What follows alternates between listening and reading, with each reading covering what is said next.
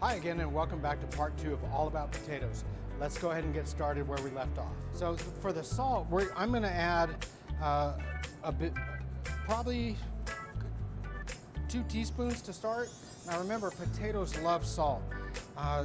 You have to get enough salt in there to give them flavor, all right? Now we could add roasted garlic, we could add parsley, we can add really anything we want into here, blue cheese, mushrooms, it really doesn't matter.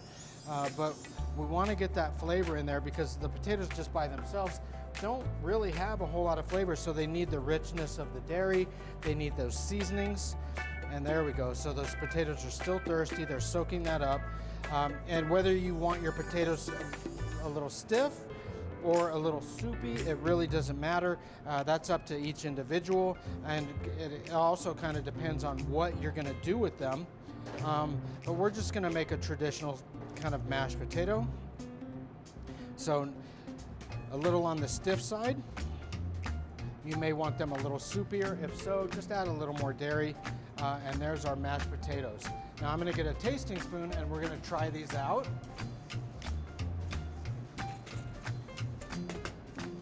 See if they have enough seasoning.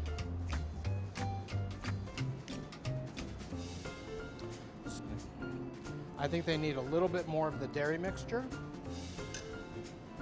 I'm going to go ahead and add the rest of that.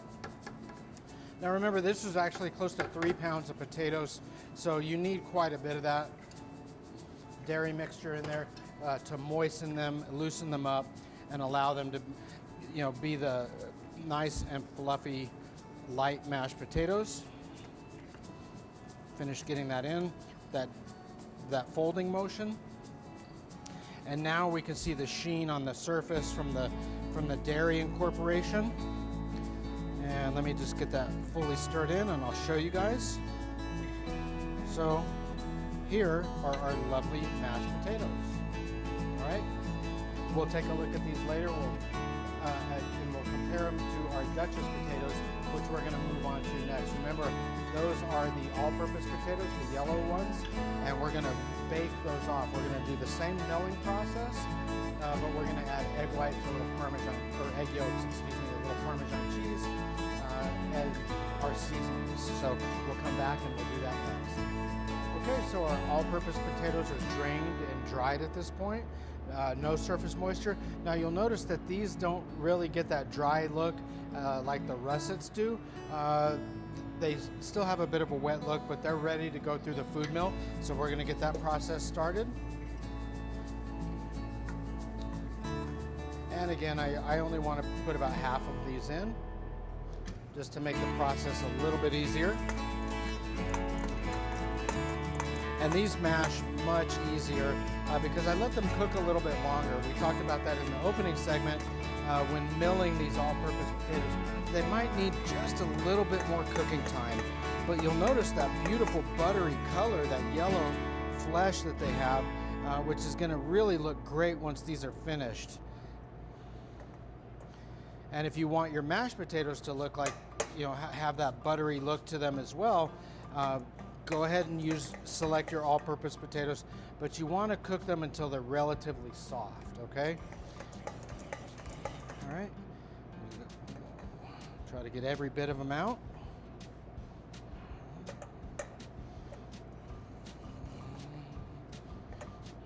There we go. Now, there we go. All right.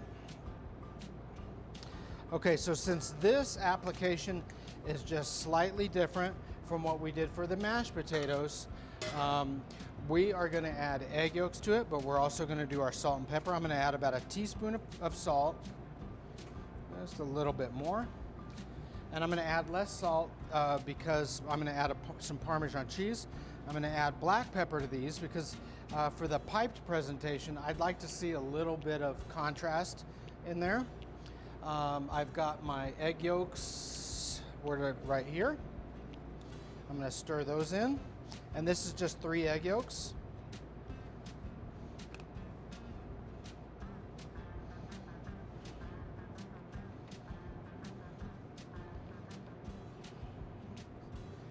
And I'm also going to put a little bit of shredded Parmesan cheese in here. So a couple of ounces of this. Now it's not necessary that this melt in at this point, but you want to make sure when it bakes that it will melt.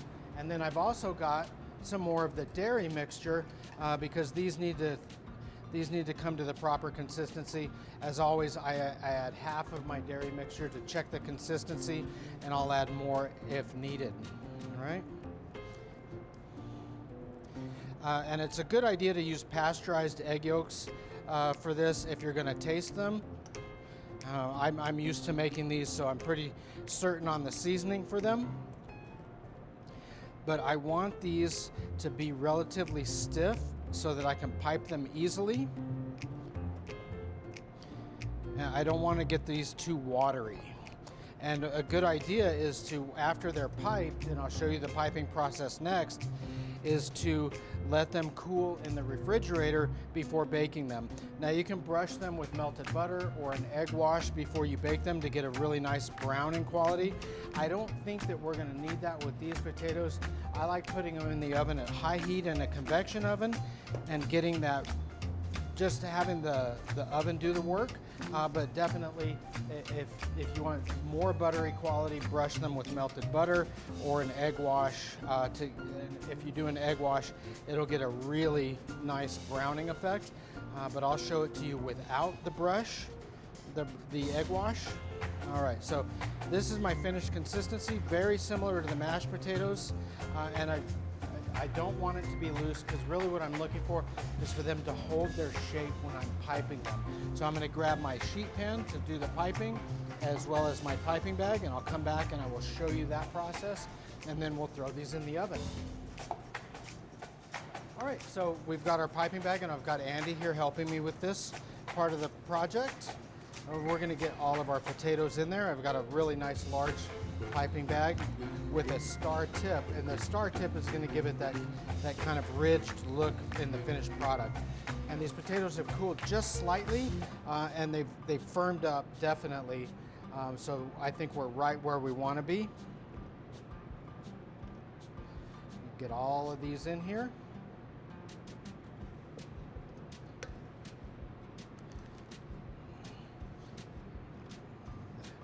All right, there we go. Now we're ready to start piping. And I'm going to do one, and then Andy is going to come up and do the rest for you guys. And what we're looking for is basically a portion size. It's real easy to forget, what size you may need and do cute little dots of it, but you need to put a bunch of those on a plate in order to be equivalent to a portion. So we want to do about a 4-ounce pipe on this. And we've got plenty of potatoes in our bag. So on a sheet pan with parchment paper. And we're just gonna do like a beehive pipe. And it doesn't have to be anything special, just like that. Really simple, straightforward. And I'm gonna let Andy take over at this point because I wanna take a look at our soup. So when these are done, we're gonna pop those in the oven, and then we'll take a look at our soup, and then we're gonna do 2 last objectives. We're gonna do the smashed jewel potatoes as well as the potatoes Anna. All of our Duchess potatoes are piped now. I'm gonna throw them in the refrigerator for a few minutes before we bake them. If we throw them into the oven too early, what might end up happening is they would collapse a little bit, so that we need them to firm up a little bit so that when they go in the oven, they hold their shape as well as get a good browning on the exterior and heat up just enough on the inside. So go in the refrigerator, and then we're gonna take a look at the soup immediately. Okay, so turning to our soup. This has simmered down for about 45 minutes. We've lost some volume on the vegetables on the base, so which is great. And then I have my drained potatoes. I don't need to add all of these, but just having enough just in case. So I want to get an appropriate amount in there to where they are all submerged. That's really important. Let me get my spatula and we will see where we're at with this. Okay, so if you'll see, it's a nice, thick, hearty mixture, and I could probably get a little more potato in there, and I think I can fit the rest of them in there. I'm just gonna put those in there. remember those potatoes are going to cool down that mixture, so it's got to come back up to temperature, and then we want to cook those potatoes until they're soft. So at this point, what I'm going to do is I'm going to top this with heavy cream. So we want to heat the cream up so that the starches from the potatoes and the cream will thicken the soup slightly, but not so much to where it's like a chowder. I want this still to be a relatively thin soup, and I'm going to get about 3 cups of heavy cream in there just to give it some body. I'm going to stir that in, and I'm going to turn up my heat just a little bit, and we can finish it with just a little more heavy cream at the end, which will give it a nice silky finish. But there we go. That's the soup. We're going to cook it for about 20 minutes or so at a nice simmer, just to soften those potatoes up. We'll come back and take a look at that in just a bit.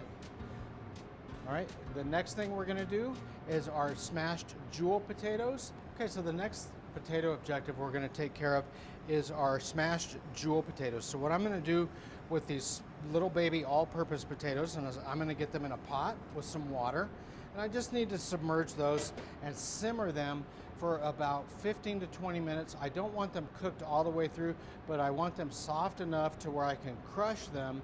Then I'm going to coat them with oil and seasonings and roast those in the oven so they get crispy edges. So this is a really fun kind of summertime dish with barbecue. They're becoming really popular. You're seeing them more on restaurant menus. Always make sure to salt your water when you're cooking potatoes. I'm going to get a little bit more water on those and put these on to simmer, and then we're going to start our last objective, which is a potatosana, which is a very, very simple sliced potato dish that gets baked in a pan and crispy and comes out like almost like a potato pancake. We'll show you that one next. So our jewel potatoes have simmered for about 25 minutes and they are done. And the way we want to check those, we don't want them quite as soft as the potatoes that we did for the Duchess or the mashed potatoes, but they need to be a little soft, just not all the way. What I'm going to do now is just dump the cooking water out, and I need to stop that cooking process, so I'm going to get them into ice water. So that's a blanch and a shock is what that's called. We set this aside, and that cooking process needs to stop, so I need them at a temperature that I can handle them at. If I just drained them, the carryover cooking, they might get a little too mushy. So I need them to have a little firmness and some give, because I'm gonna smash them. Then I'm gonna season them and roast them in the oven, and we'll put the Duchess potatoes in at the same time. Those have cooled down sufficiently as well. So I'm gonna start pulling these guys out, and we'll finish this process. Let me move this aside. And with this, it's kind of fun, because I'm just gonna use the palm of my hand, and I'm gonna just give these a light press. All right. I don't want to smash them completely. I want them to kind of stay intact, so you got to be a little gentle with them. It's still got a little internal heat. I'm going to put those into a mixing bowl, and I'll set this back here so you guys can see me working. Just going to pull out a bunch of these and do these real fast. You just want to feel it crush under your palm. If I smash them too much, what's going to happen when I season them and roast them off is they're just going to fall apart. So if I do this real gently, what they'll do is they'll stay intact and they'll crisp up nicely. So it's just a real kind of careful touch with those. Just feel them crush under your palm. And this is almost like doing plantains, but using the potatoes.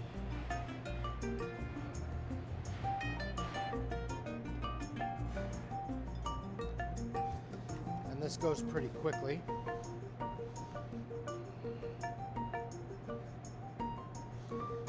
Just want to make sure you don't smash them too much, because they will fall apart. The rest of these out of the ice water. And these are a great summer dish. And you can serve these hot or cold. You can make a salad out of these. And if you have a nice hot oven, get them really beautifully crispy.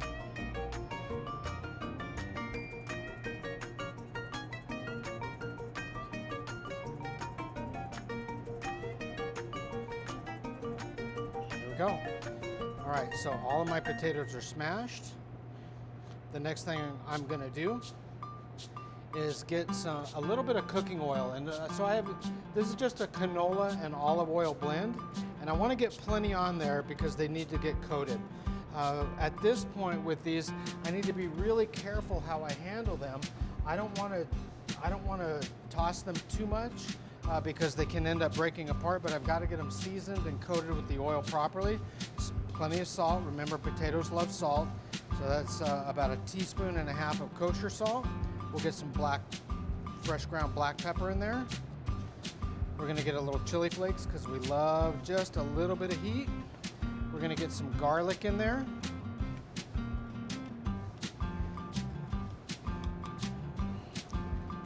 A little chopped thyme and a little chopped parsley, all right?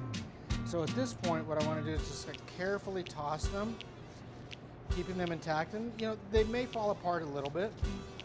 What you don't want to do is just too much. You just want to get them coated like that. So you see all of the seasoning is coated on there. I'm going to get these on a sheet pan with parchment paper, like I've got right here. And I want to do a single layer, so I need to spread those out sufficiently. And then I'm going to roast them in a convection oven at 375. Now, if you don't have a convection oven at home, you want to roast these at about 400 degrees, 400 to 425. Watch them, and when they start getting some color around the edges and crisping, then they're done. So let's get our potatoes, our Duchess potatoes out as well. And these have firmed up beautifully, I can tell. They have a nice firm exterior. Now, like I said, we could brush these with butter or an egg wash. I want you guys to see them straight out of the oven using the convection oven. So with that forced air, we will get a nice browning on these. All right, so I'm gonna run these down to the oven, put these in. I'll set a timer for probably 15 minutes to get the coloration and the rewarming on these and get these nice and crisp. We'll come back, we'll take a look at the soup, and then we're gonna do our last objective, which is the potatoes Anna. All right, so our soup is finally finished. It looks beautiful. One thing that I did while it was simmering down is I skimmed off any excess fats that floated up to the top. You noticed it had like that reddish kind of wrap because the fat picks up the pigments from the paprika and cayenne mix. So that's gone. So now this is our finished soup, right? And here's that secret finishing ingredient that I was telling you about. I like to squeeze a little bit of fresh lemon juice into cream soups in order to finish them. It gives them some brightness because the cream can be a little heavy. The bacon fat, all of that can be a little heavy. So we want to lighten it up, brighten it up just a bit with a little lemon juice, and you don't need a lot. And this will, a couple teaspoons of lemon juice, tablespoon, not too much. You just want a little bit in there to give it some brightness, some acidity, really make it nice and just make it pop. Bring all of those flavors together at the last minute. I'm also gonna add some fresh parsley to the mix because we want that kind of bright, vibrant green in there. And we can add more as a plate garnish as well. And don't forget our crispy bacon. So I've got a nice little bowl to show you this in.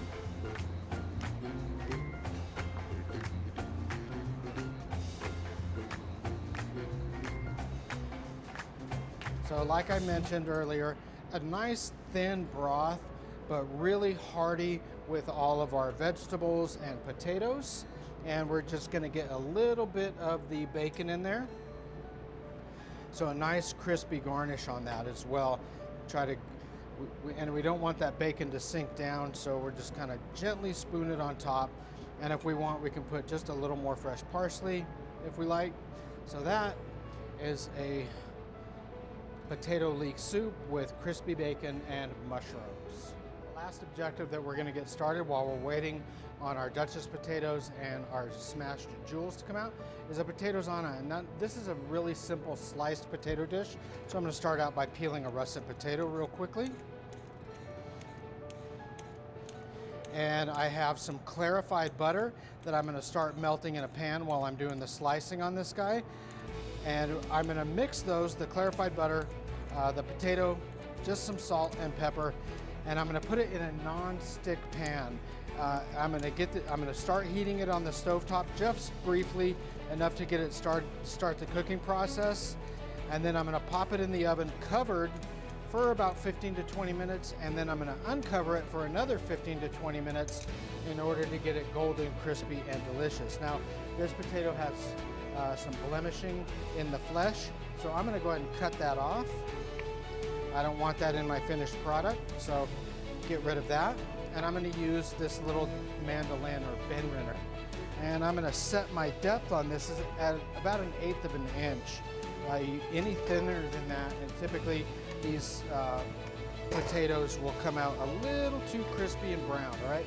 So just a nice thin slice. And I'm going to go ahead and do the whole thing. And then when I'm using one of these mandolins, I like to rotate the product every couple of turns so that it doesn't come out lopsided.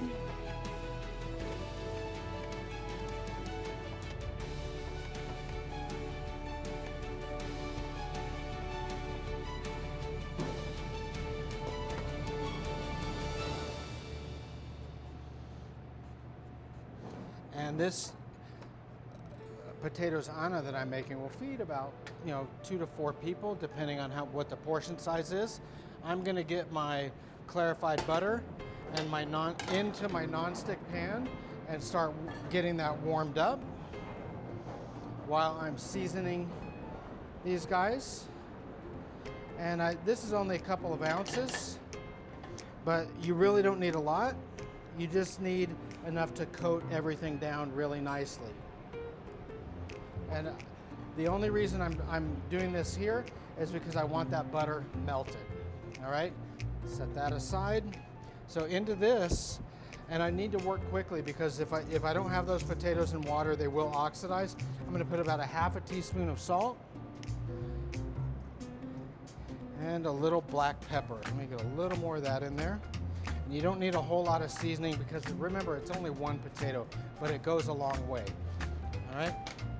So the next thing I'm going to do is get this butter melted. One, I want to coat the pan entirely with the butter, and then the excess butter I'm going to pour off into the potatoes so I coat those entirely too. Then I'm going to layer the potatoes into the pan and cook them off. So I'll show you the layering process as well. I don't want this to get too hot to where I'm going to burn myself when handling it. So there's a little bit of unmelted butter in there. Just going to swirl that around until that residual heat melts that clarified butter. And this serves to coat that pan. So there, my butter's all melted. Pour it over my potato. I leave a little bit in the pan. Wipe up a little bit. I don't want to set that on my cutting board. I don't want to melt my cutting board if that's hot, but I'm just going to toss this. Like I said, it's liberally buttered. We love butter. Potatoes love butter and salt. That's their best friend ever. Think about buttery mashed potatoes. What would they be without butter and salt? So it's a really good point to make that these really need to have salt on them. You don't have to over season them, but if you want that potato flavor to come through in your finished dishes, you really have to get the seasoning in, and you want to do it throughout the cooking process if possible. I need to do it in the beginning of this now because this is a fairly quick cook. Once they're cooked off, the only way that I'm going to get them seasoned is just sprinkle on top, and it'll just sit there on top. So we want it in the mix. So I'm going to start the layering process, and this is just known as shingling. I'm laying half of one potato over, or laying the potato over half of the previous potato. So I'm just covering the pan nicely. And this goes really quick, and you can do a single layer or a double layer. You can use whatever size pan you want. I don't really like to do more than 2 layers of this because it gets a little thick, and I want it to be, I want it to, one, cook quickly and get nice and browned, and if it gets too thick, it won't, that browning process won't happen as it should. So there's one layer. I start coming around the inside with my smaller pieces, that same shingling in the opposite direction. And this will make sense when you see the finished product. It has a nice aesthetic look to it, right? Get this tucked under there, put one in the center, and I can kind of spread them out. And then I'm going to do another layer in the opposite direction I did on the first one on the outside. Pretty simple, straightforward.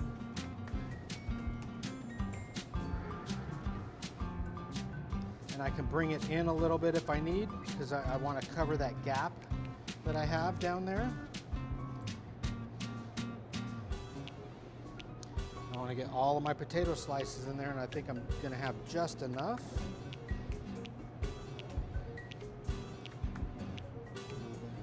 Crown that a bit.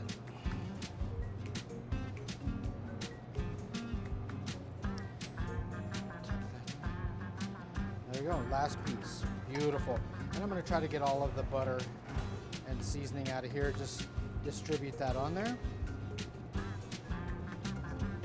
You don't want to leave that in the bowl so it goes down the sink. So I'm going to do that.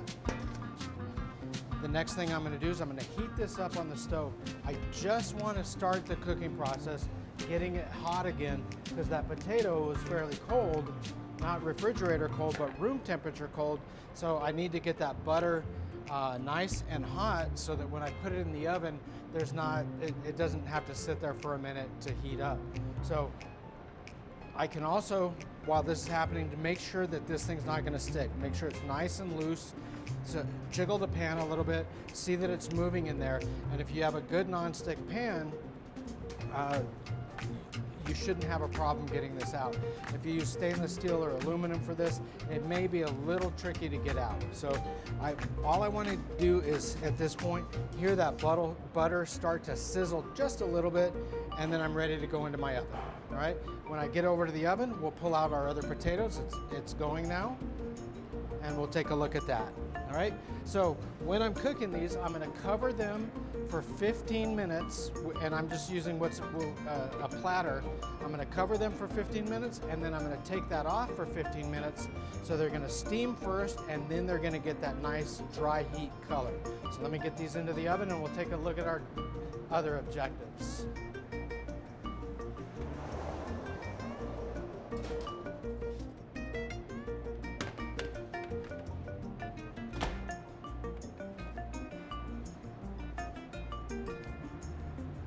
Okay, so here are our smashed jeweled potatoes. You'll notice that we've got a little bit of browning on the skin, so they'll be nice and crispy on the exterior, and they'll be nice and really soft and tender on the inside with that great seasoning and the spices on there. They're beautiful. And this is our Duchess potatoes. And you see how beautifully golden brown they got on those ridges. So they really didn't need an egg wash or a butter wash on the outside. They're absolutely perfect the way they are, and ready to go on a plate. This would be perfect with a piece of chicken, fish, roast beef, really anything. Okay? Our potatoes on it just went off. We're gonna get this out of the oven now. And get this on a plate. Now remember, this cooked for 15 minutes covered, and it cooked, we took that cover off, and it cooked for 15 minutes uncovered. So look at that really pretty coloration we've got on that. I'm gonna get a paper towel really quickly and just spoon a little bit, sop up a little bit of that butter, because I don't want that all over my plate. It's done its job. Get a little bit of excess fat off of there. All right, there we go. All right, we set that aside, and we're gonna get this on a plate. So the way I like to do that, invert my plate. I'm gonna switch hands. And one motion. Done, there we go. So we have this really beautiful, crispy, golden brown potatoes-ana to show you guys. I'm just gonna put a little bit of parsley on that. And if you were gonna serve this to multiple people, you could just put that on turn it onto a cutting board and then cut it into pieces before you put it on a plate. But that is a beautiful thing right there. Thanks for tuning in, and we'll see you next time.